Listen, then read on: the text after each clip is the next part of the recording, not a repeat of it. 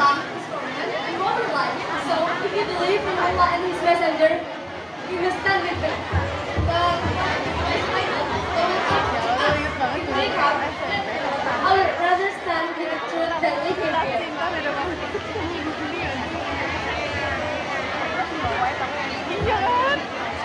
Ya Nabiullah, I'm Musabah God. I don't fight with words like that, but I will fight with my heart, my words, and my hands. If the man plans to protect you, then so shall I.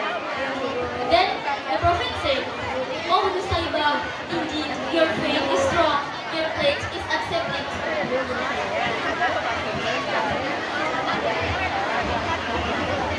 Nusaybah is the figure who upholds the contents of the Quran about two. She is a brave and steadfast figure. Before the battle of Uhud, Nusaybah, who was at home at the time, heard the footsteps of horses and Quraysh troops approaching the area of Mount Uhud. Immediately, Nusaybah woke her husband who was asleep. Zaid, wake up! I think I heard the sound of war at the area of Mount Uhud.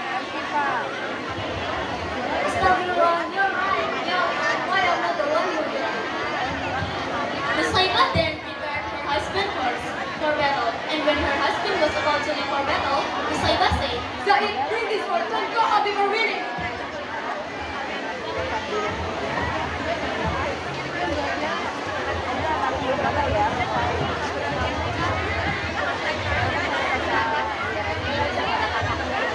Nusaybah said and restlessly awaited news of the outcome of the battle of Uhud, when suddenly came the horseman messenger to her house. Assalamualaikum. Oh Nusaybah, I understand your information message. What is that? What this is that? The husband has been mentioned.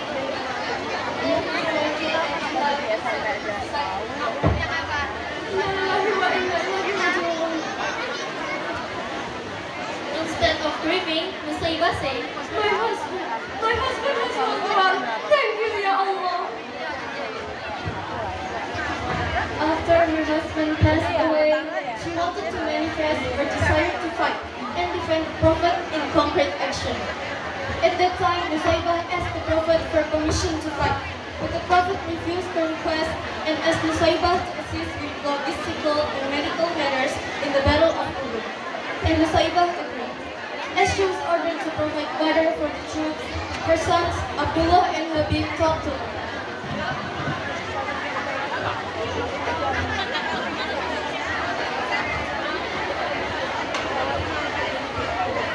Mom, I'm used to fighting on statement. Let me prove my strength. Do, I will not step beyond what you find. Bravery is not proven by words, my sons. Proven by action. And remember, we fight for Allah.